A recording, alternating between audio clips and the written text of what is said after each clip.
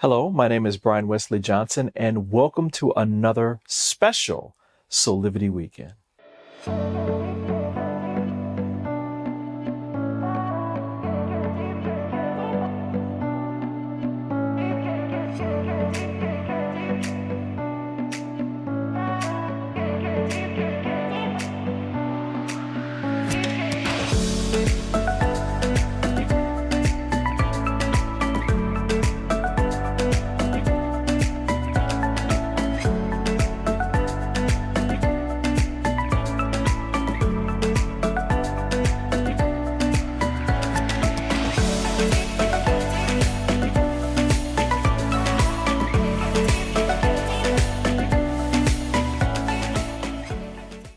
Hello, we have such a fantastic show for you today because it's all about how our journeys, our personal journeys, can lead to transformational growth and expansion in our own lives. We have two phenomenal exposés that we reimagined just for this specific episode to help guide you on your journey to passion, purpose, and higher quality living. It's all about living our best life today. The first expose that we want to show you is with Grace Ekall, who is from Cameroon, who through her own personal story has transformed her life from being a dancer to a clothing designer to now an actual entrepreneur who's selling her own products out of London, England. And then the second expose we want to show you is about Dionna Dorsey, a local-born multifaceted entrepreneur who is doing many things across the world of design. So I cannot wait for you to see these exposés. I think you're going to get a lot out of them. So let's go ahead and get started and enjoy.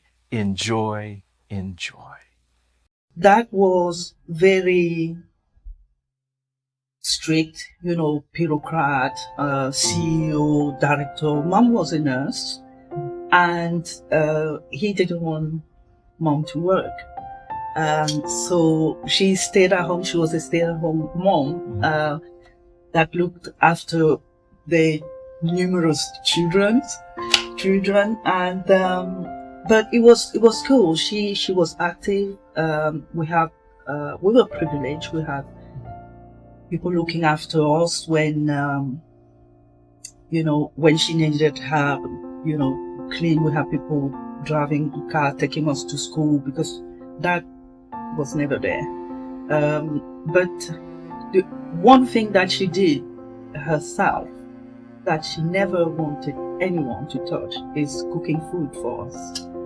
And she was a fantastic cook. So she cooked meal from different parts of the country, and she used to kind of mix it up, and we never ever had one meal like you would have like rice and sauce. We never. It was always rice, sauce, and plantain and cassava and macabo, I don't know how you say that in English, and different things, vegetables, soups, and you choose. We grew up, she was saying to us, don't ever say I can't eat this or that. You have to eat everything. But when we're eating, eat what you love. So I didn't know how, it makes me a little bit emotional. I didn't know how privileged we were. She was amazing. Yeah. She was really resilient. And that's what I took from her.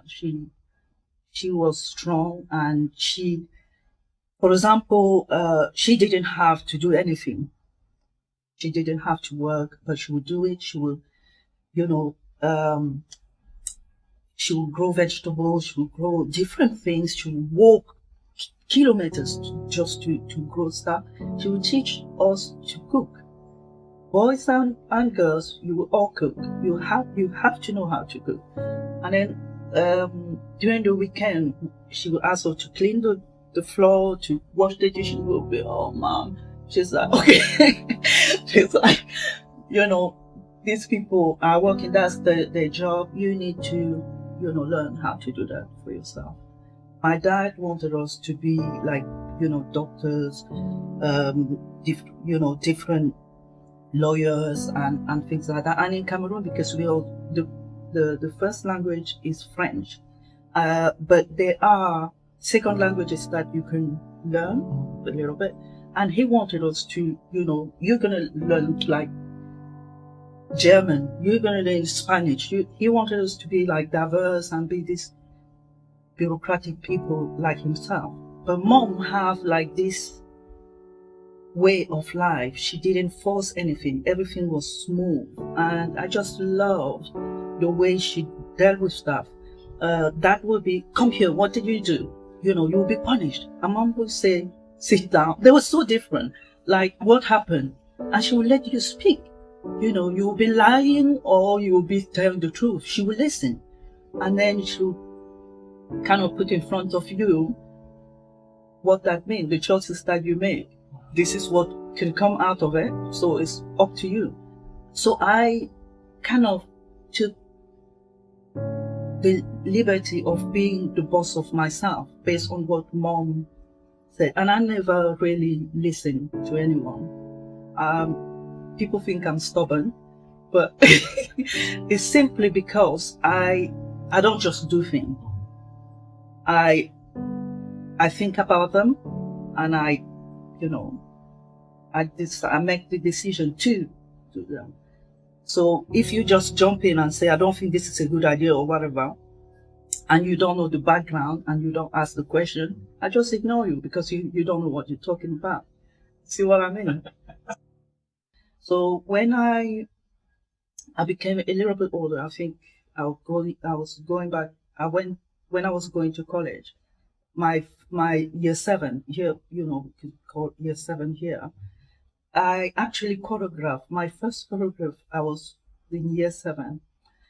I didn't mean to choreograph anything. It was just that I joined a dance group, and all the girls were older, year 9, year 10, year 12, and we have like this fantastic teacher who was directing all of us, and we were performing around different schools, even away from the city where I was in Douala. So they're training the girls. I'm standing at the back copying them. But I noticed that the song, they were like a repeat, a certain rhythm that was coming back. It was like a song that was going like, oh mama,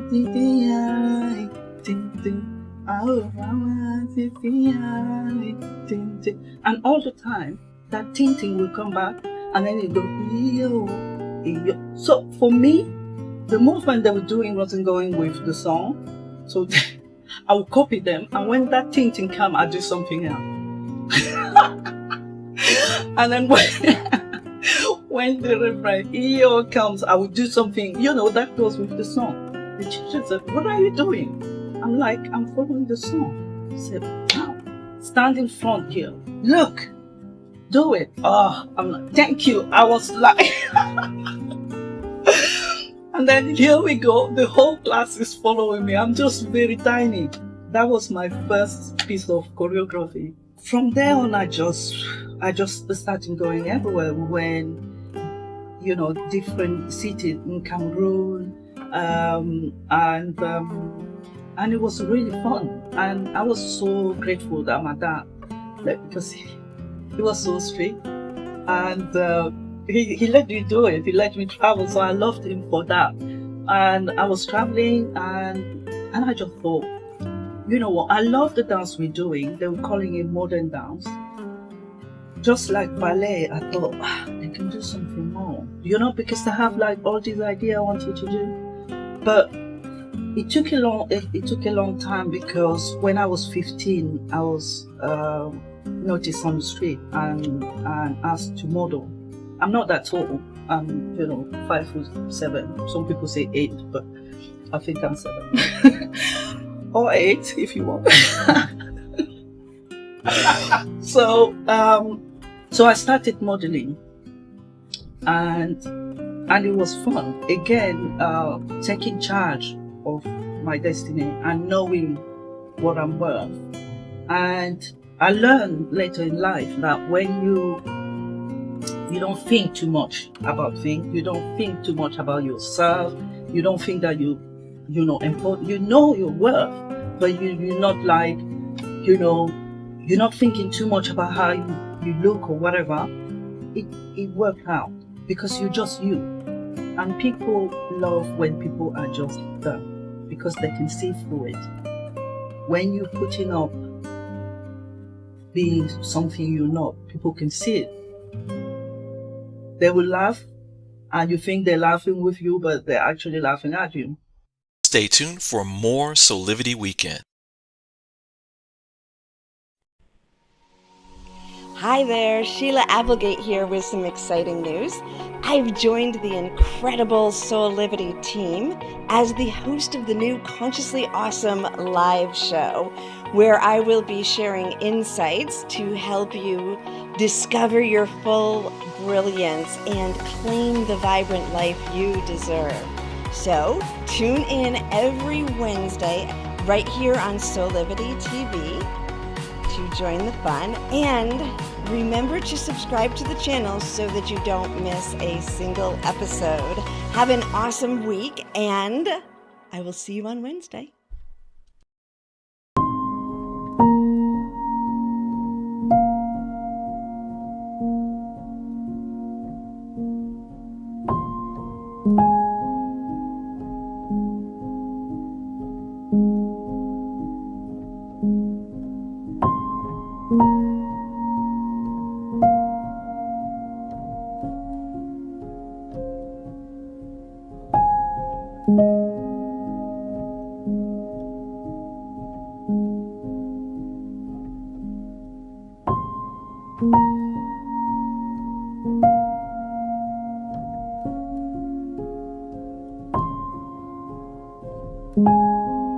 You can find all the Satanic products at our Go shop on Soulivity at go.soulivity.com now.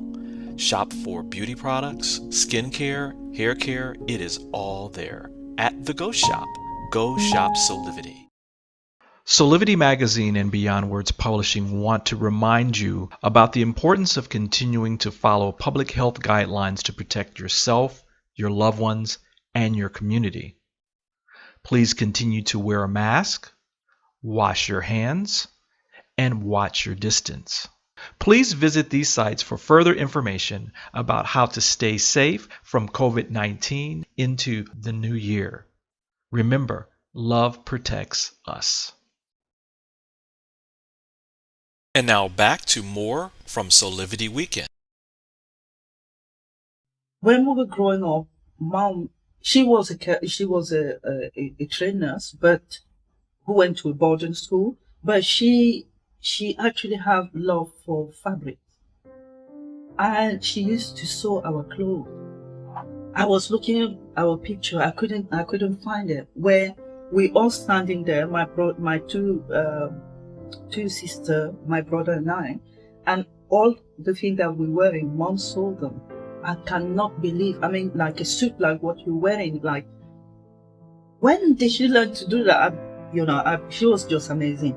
So she had la Singère à la maison, which is a sewing machine. They call it here Singer, or Singer,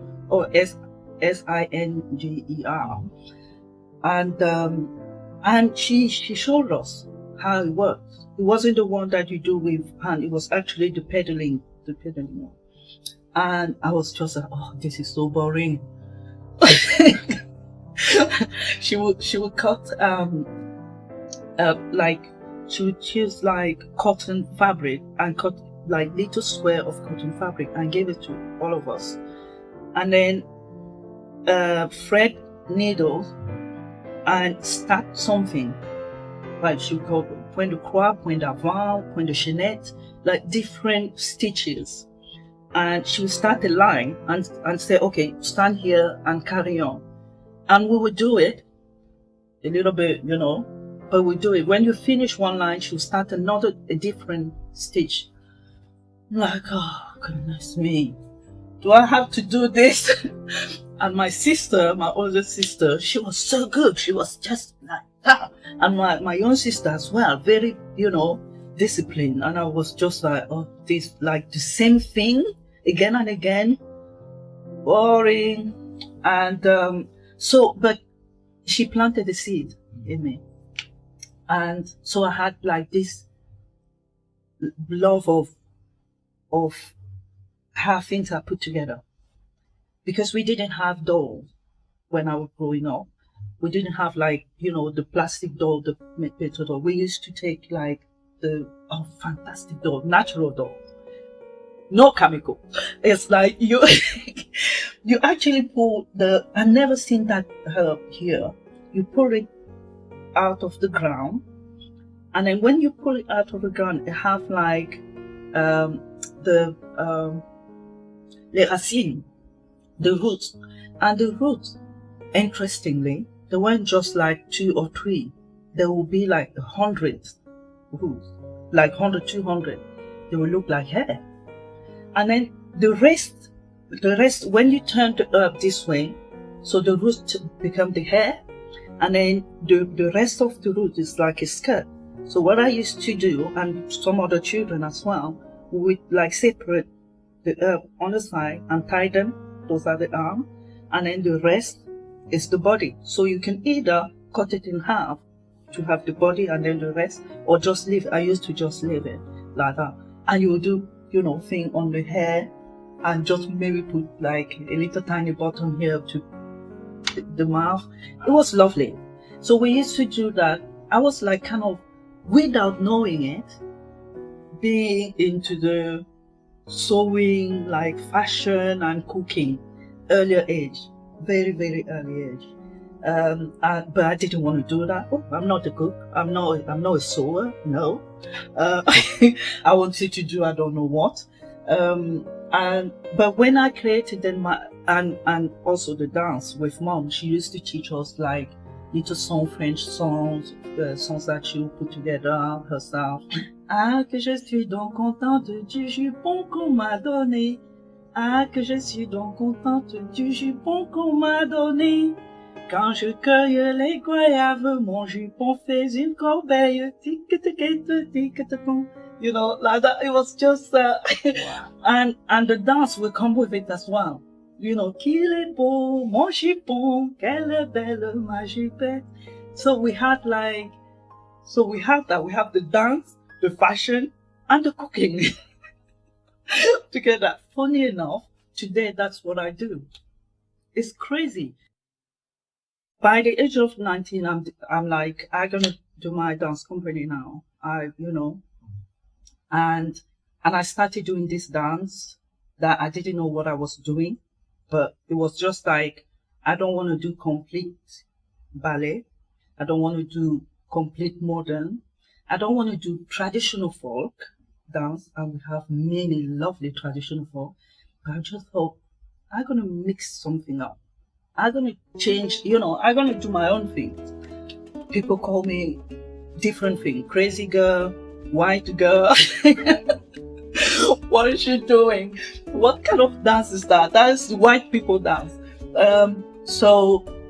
And I carry on doing my white people / crazy girl dance. And I just thought, I want to teach people how to do my dance. And then I recruited a few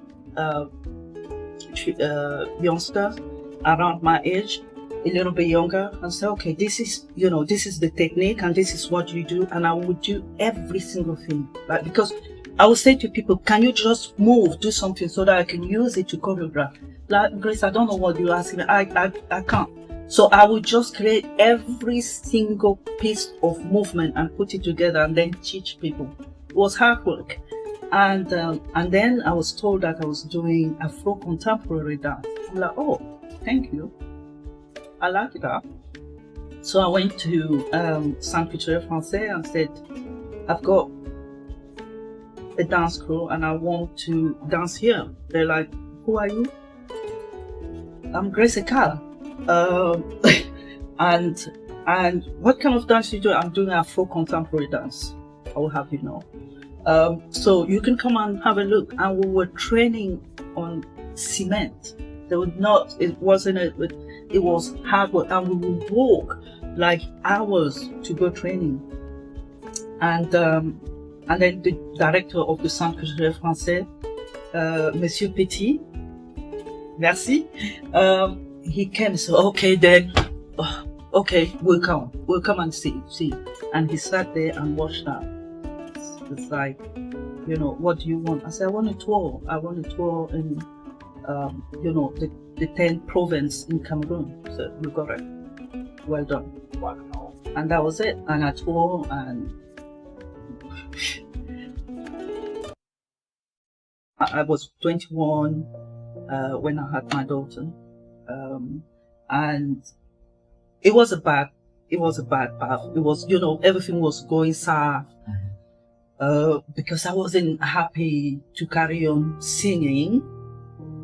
I wanted to dance, and I didn't want to dance like je ne suis pas une voiture à déposer. I didn't want to dance. I wanted to do like big stuff, you know, and it was just not working. And yeah, I mean, those things never last, do they? I don't think they last. Those romance, I don't know. They always like, you know, yeah, it's a place where everyone is needed, wanted, and people just go. And we were very young, to be fair.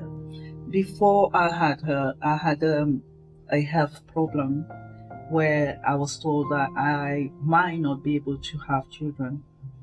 And I became so, I think I was 19 when I had her. I became so, I mean, you ask any woman, yeah, like when you're not looking for having a child or whatever, you're just like, oh, whatever. But when someone tells you you can't have a child, that is like something just create. I want it, I need it, you know, and you just go, you know. So even though the relationship wasn't going well, and I didn't want to be volatile. I never have been. So I so wanted this child. I remember even praying about it, doing all the rubbish, but praying about the child.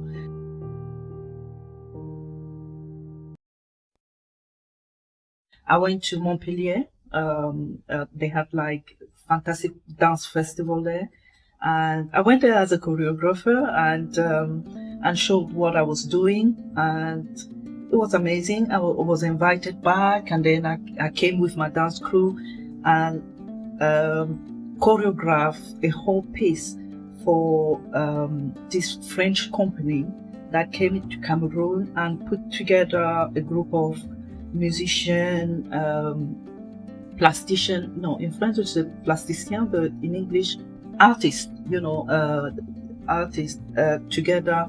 And I was the choreographer of all of that. And we tour in, I think 5 cities in France. So I came back and I was touring with my dance company, and then we were invited here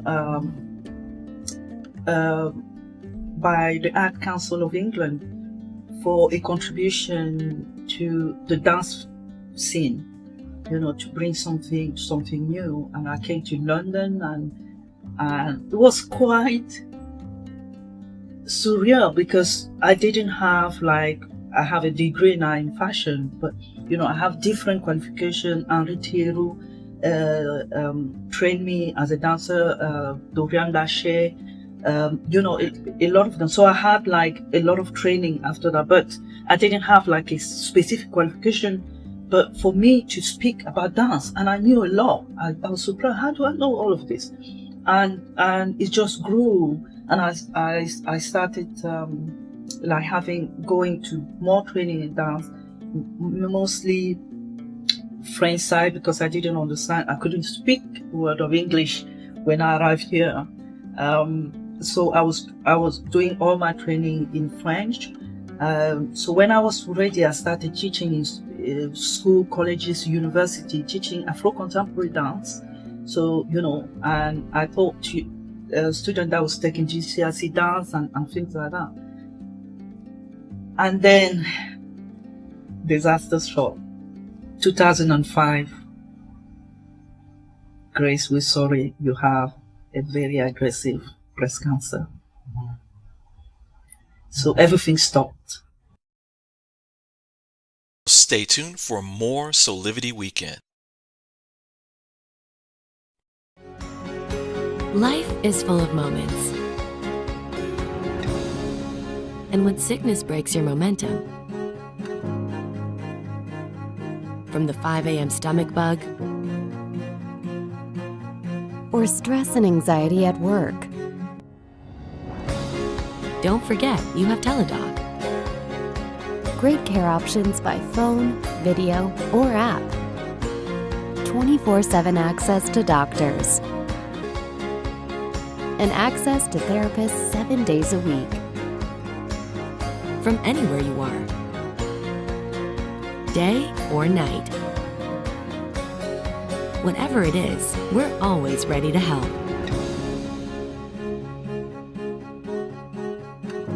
So you can get back to enjoying life's best moments faster. Life is good.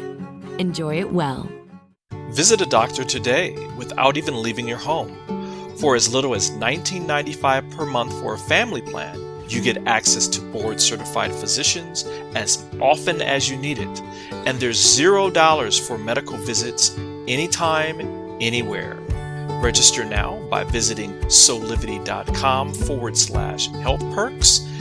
That's soulivity.com/health perks.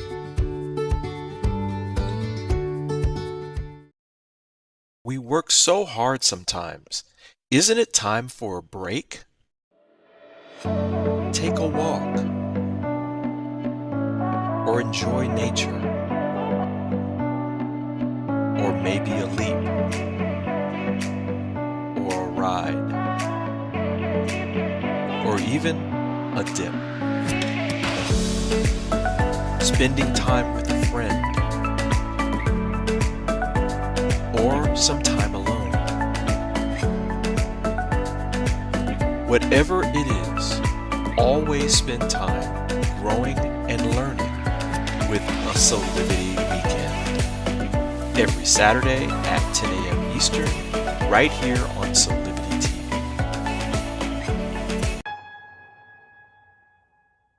Have you ever asked the question, if I was to be anything, what would I be? Regardless of money, regardless of status, beyond popularity and fame, living your passion, feeling your life has purpose. Soulivity is a space to nurture that which lives in all of us. A place where work can become play, and doing what we love creates the dreams of a lifetime.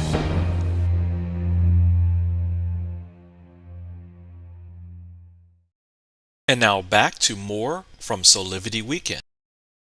It was a tiny stage 3, very, very tiny. I think it was 2 millimeter. Oh, I'm very bad with this thing. It was tiny.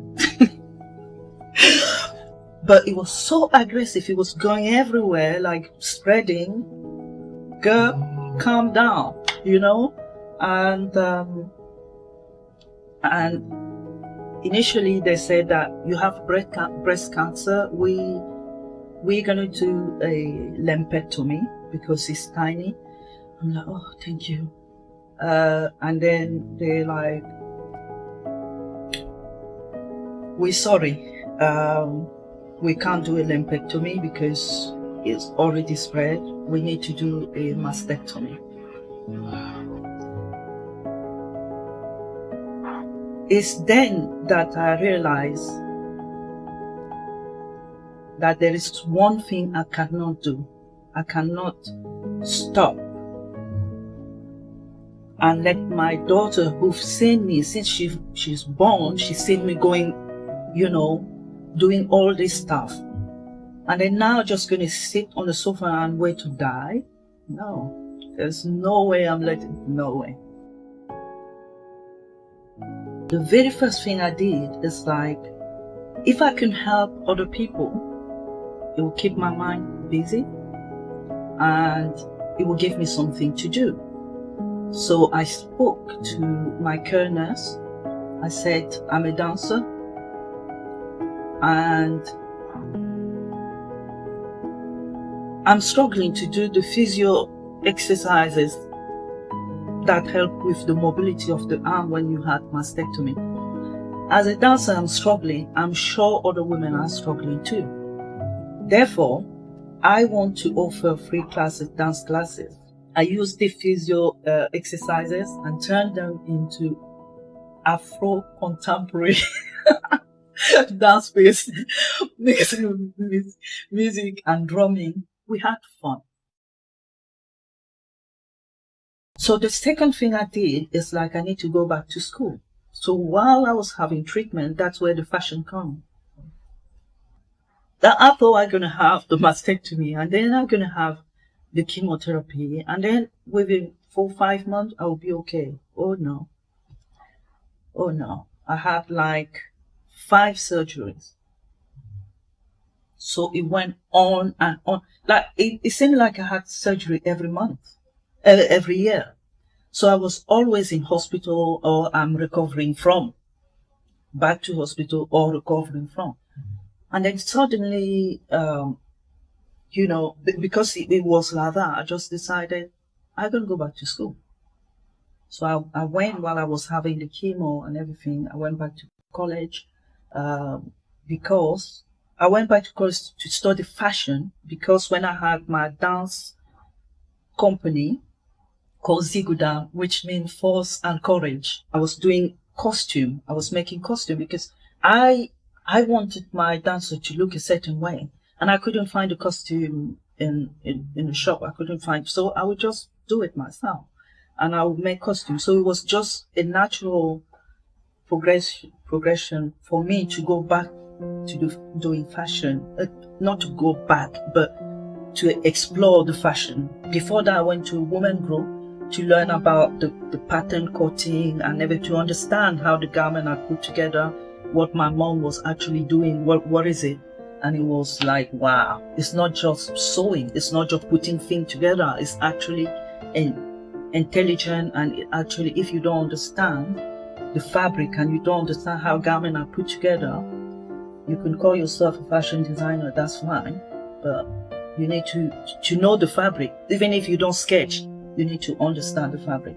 So that's what I did, and then I went to college. Next thing I know, I have 10 distinctions from my college, and I'm offered a place at the local University West of England, and yeah. So I was doing fashion, and I was offered a place. I went for an interview, and I was talking to this tutor about fashion, and they saw my work. I was already doing the painting, the dyeing. I even made a shoe out of rocks and wire and a branch of a tree. They're like, this girl is not for fashion, she's textile. So they're like, would you mind having another interview with the textile team? I said, okay. And I waited, and then went. And then they're like, it was quite a shock to me. I was accepted, both course, fashion and textile. So which one you choose? So what do you do here again? They tell me, what do you do? Oh, okay, I will do textile. So it linked fashion and textile together. And that's what I did. And it was quite a good thing because not a lot of people were accepted, from our college to uni. And I was actually told not to celebrate because because it was bad news. So all around, and I was like, yes, they gave me the place, and I went to uni and I studied fashion and textile for 3 years and graduated in 2012. When I started my fashion line. I feel blessed. I feel like I'm looked after. And I don't know if I'm wiser. I'm certainly older, and I'm more resilient than ever, and I'm more stubborn than ever in terms of not actually caring about what another human who have two legs like me thinks, unless it's constructive. If it's just the, comment or, I don't know, point of view, I let them have it. And I don't care. It's all good. It's all good.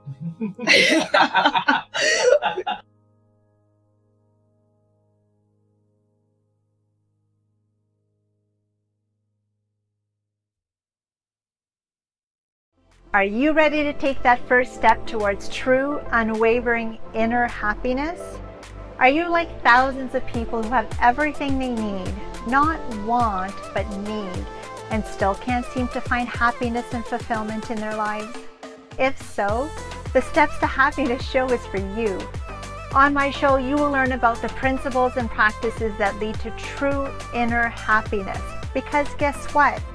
It isn't found in our external environment, but within ourselves instead. Together with my guests, we will explore the latest physical, mental, emotional, and spiritual well-being practices. And together, we'll advise you on the actionable steps you can take towards a happier, more fulfilled, authentic life. So I invite you to join me each week on Soulivity TV on the Steps to Happiness show with me, Teresa Greco. Thank you for tuning in to Beauty and Gratitude with D'Angelo Thompson. That's me. We're going to focus on beauty from the inside out and gratitude being the cornerstone of your life. I will have amazing guests from all walks of life, from wellness experts to beauty, tech, fashion, you name it, they will be here. And we have amazing names coming up in the near future. So tune in every 2 weeks, 8 p.m. Eastern Standard Time on Soulivity TV or Soulivity Magazine. Thank each of you for watching, and focus on life, focus on gratitude. Thank you. And now back to more from Soulivity Weekend. I am a creative entrepreneur and brand strategist and online retail shop owner, I guess. I help clients figure out the best way to present their messaging and the best way to connect with their audiences. Here in DC for about 8.5 years now. And prior to that, I was a fashion designer in the city, in New York. I grew up in Washington, DC, but also in Pittsburgh. My parents had an amicable divorce. So spent weekdays, Monday through Friday, in Pittsburgh, and then weekends, summers, and holidays here in DC. That's just what I knew. That was just life. I didn't realize until I got much older that people didn't get on planes every weekend. So I thought that everyone got on an airplane every weekend. Honestly, I think they did the best that they could. You know, challenges along the way for sure, but they both were very resourceful and were surrounded by their village. My aunts are definitely also the women who have raised me, as well as my uncles, and my siblings are my best friends, my first friends. And I think we just had a very great community around us, helping my parents figure out how best to do it. Yeah, it's never easy. I don't know when I didn't know that being creative wasn't my passion. My first love was coloring.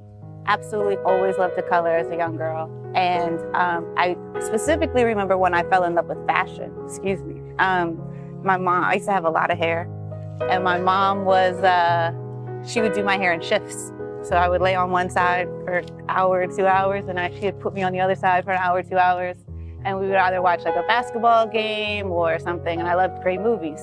And I will never forget, I think I almost got myself burnt actually, because I popped up, I saw Audrey Hepburn cascading down these steps. And I just wanted to know who she was, what she was wearing. I just was immediately enamored with her. And that was the moment I fell in love with fashion, for sure. No, I wouldn't call myself a muse, but I have several muses myself. Audrey Hepburn is my first, always and forever. Dorothy Dandridge, for sure. My grandmothers. Whew. My grandmothers are women who just made it happen. They were dreamers and doers and change makers, very loving and nurturing. My grandmother, Mary Gray, called her Lulu, my Lulu. She just passed away a few weeks ago. She's from from Louisiana, a suburb of New Orleans, and moved up to Pittsburgh and just was very much in love with healthy living and self-care at a very early time, I guess, in the 60s and 70s.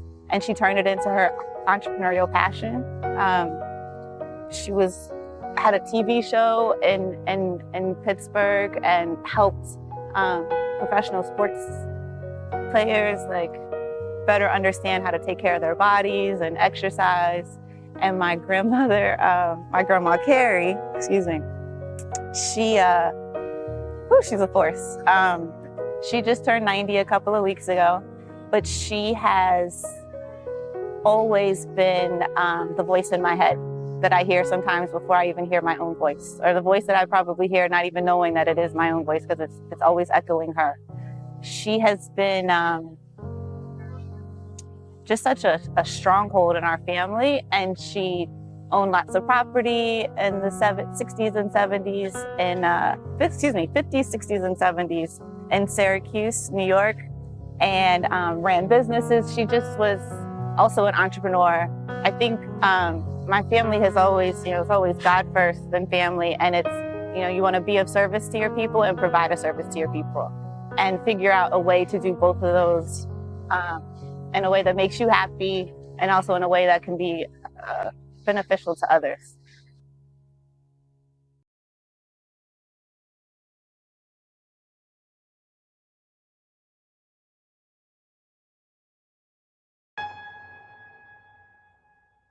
Have you ever asked the question,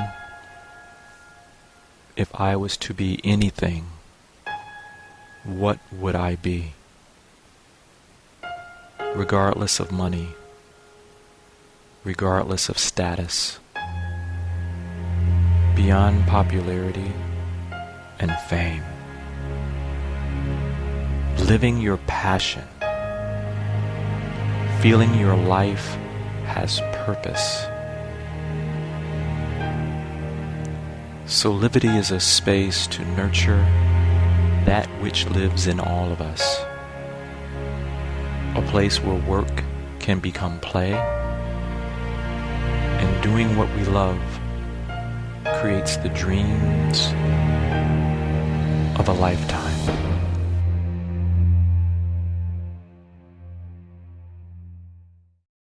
And now back to more from Soulivity Weekend. I think when I first got to Villanova, I didn't quite know what I wanted to do. I was kind of moving towards a career in communications. I remember arguing with my dad. He's like, you talk all day. You don't need to get a degree in talking. You know how to talk. I'm not paying all this money for you to get a degree in talking. And I also knew I wanted to do something in fashion. I thought maybe I was going to be an attorney. I, really considered, he has a law firm, so I really considered going to law school and trying to buy out his law firm to use it to purchase my first and create my first fashion house. Once he found out that plan, that all foiled. But I think when I was at Villanova, I just wanted to have a good time. I had a very I had a lot of responsibility as a kid. And when I went to school, I really just wanted to have a good time, to learn, to meet people, to build my own little community. But I also wanted to have some fun. And so when I was at Villanova, I very much did that. Lots of community service, but just also time. I think that was very much my dreaming time. I had been traveling to Italy quite a bit. And horrible directions. I got lost. This is a very true story. I got lost in the Duomo shopping and eating because that was my life then.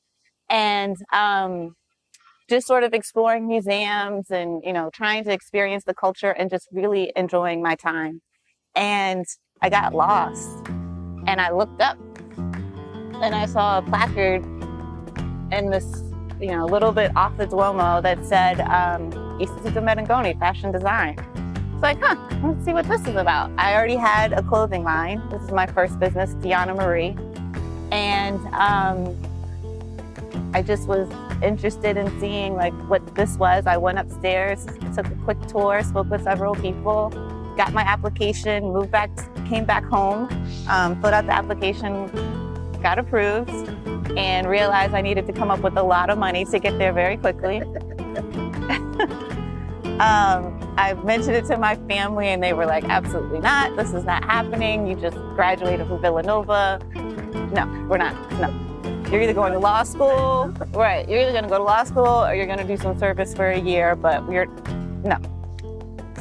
And I made a PowerPoint for my dad to argue my point for the reasons why I should go into fashion, explaining to him from a very financial-based perspective of how much money I could make.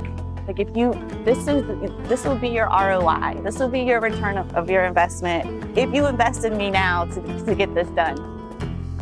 And he saw some of the numbers. I used some Jay-Z songs in there, and it worked.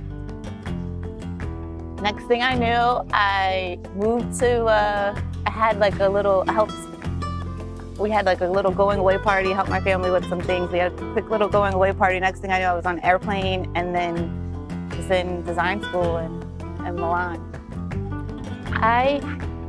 So Villanova was very much my dreaming time. Milan was my meeting myself time.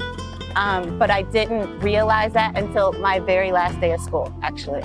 So, you have a very tight course load and lots of work to do, lots of culture to take in, lots of people to meet. I really enjoyed my time, but I didn't have a lot of time to do anything but get the work done. And it wasn't until my final exam, I had to do my presentation. And once I presented and received my score, I actually had like a moment to breathe. And so on my way back home, I just, for the first time, actually looked up and I said, oh my God, tears down my eyes. I'm actually in Italy. I'm in Milan. I just attended fashion design school. I just graduated top of my class, tied with 2 other students. And holy cow, I actually, I did this. I think one of the things I'm still trying to do better with is to learn to take a pause and to celebrate the small victories I'm always thankful and grateful, but I also keep it moving. One of my dad's favorite sayings is, now get back to work. So I'm used to now getting back to work.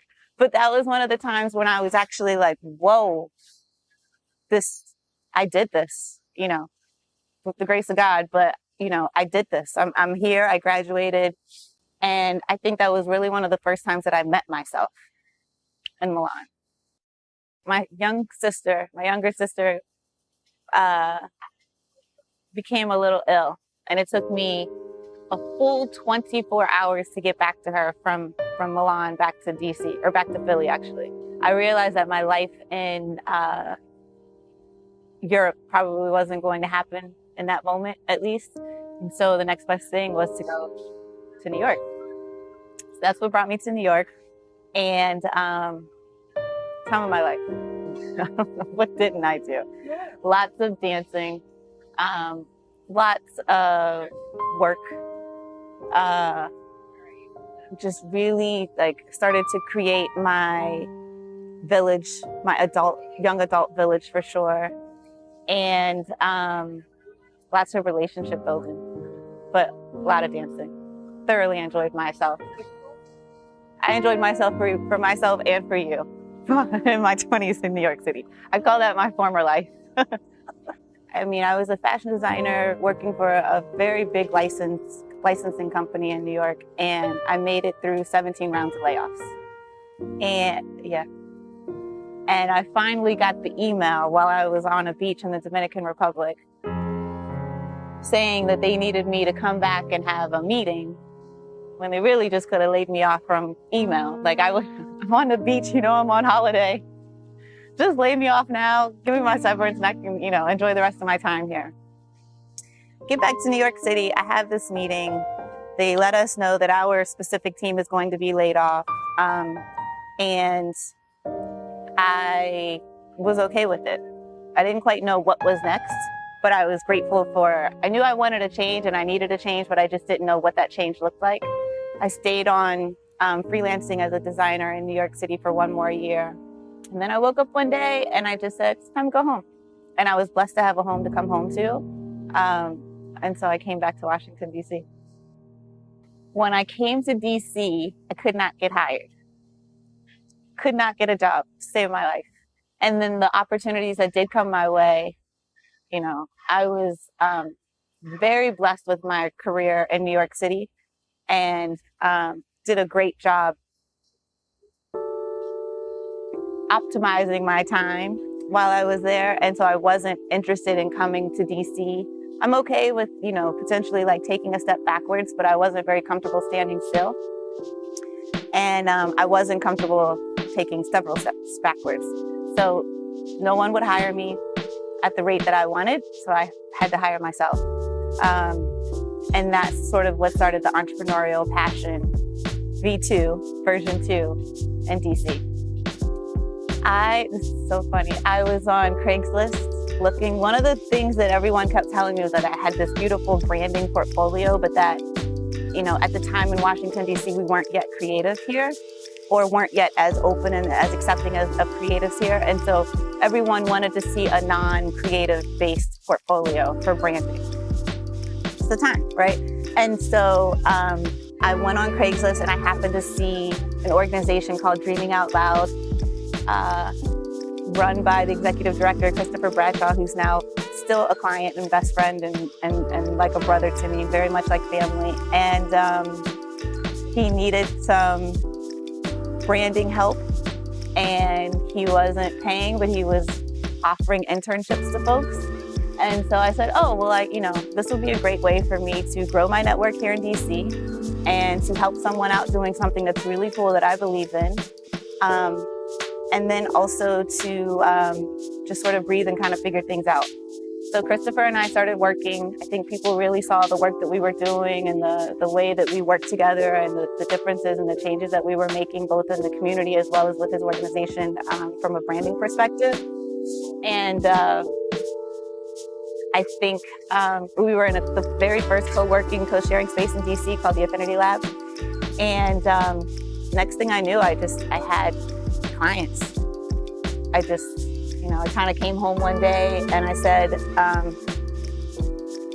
okay, I have a company. I need a name, I need a logo, I need an attorney, I need an accountant. I got to figure all this stuff out. And that's how Dionna Dorsey Design came to be. I always tell people to just keep going. You have to keep moving forward. So District of Clothing came from a moment when things were sort of breaking down with Dionna Dorsey Design. I had a prime client, was being paid very well. I had several other clients and I was busy. I was booked, as they say. And then things had started to slow down, as they often do. And my prime went on a spending freeze and my account started looking different. And at that time, I knew I needed to bring in some passive income, which I was already sort of thinking about and focusing on. But I knew at some point I needed to bring in additional income and to help out with the slower months. And, I considered lots of different things, but it only made sense for me to do something that I was passionate about, something that I was well-informed and educated in. And so that was fashion design. And I was really inspired by my network here in Washington, D.C. specifically, of people who, you meet them for brunch or lunch or dinner one day and they have this idea, and then the next time you see them, they're already moving on this idea. And I was constantly surrounded by my network of dreamers and doers. And I remember going to sleep and waking up in the middle of the night, and I just had this idea. Like I saw it very clearly. Dreamer, doer, dreamer, doer, dreamer, doer. And life happened, so I had to table it until October 2014. I couldn't get it out of my head, and I couldn't fall asleep one night. So I spent the night, I guess, creating, developing, and planning District of Clothing. And she launched Thanksgiving morning, like about 5 a.m. that morning. And here we are today. Blessed. I am incredibly blessed and moved anytime I think of it. Moved, very emotional even in this moment. I don't know if I still recognize what he has in store for me, but I recognize him. And so if I keep my focus there and being obedient and doing my best to be of service to people, I don't always like it, but I trust it. And I trust him, and try to keep smiling. I hope that my work is an inspiration to people, to remind them that things aren't never going to be perfect, that you have to keep going. And I'm a firm believer that when your passion meets your purpose, you're unstoppable. And sometimes it takes some time to figure that out. I've lived many different lives. I'm 38 years old, and I make mistakes every single day. But I'm happy to make those mistakes because I learn through them. I believe in failing fast and failing forward. And I believe in being open and vulnerable with people through that. And I hope that my vulnerability, which I'm still, trying to grow and develop, can be inspiring to people, to let them know that you can, whomever you are, you have everything within you to do whatever it is that you're supposed to do. And our gifts and talents they were given to us, we're responsible for them, but they're not ours. I believe that we were given specific gifts and talents because it's known that we can disseminate those to the universe and help other people and help other things. And there's a lot of work that needs to be done in this world. And it's important that we are, aligned well, spiritually, emotionally, physically, mentally, so that we can get that work done.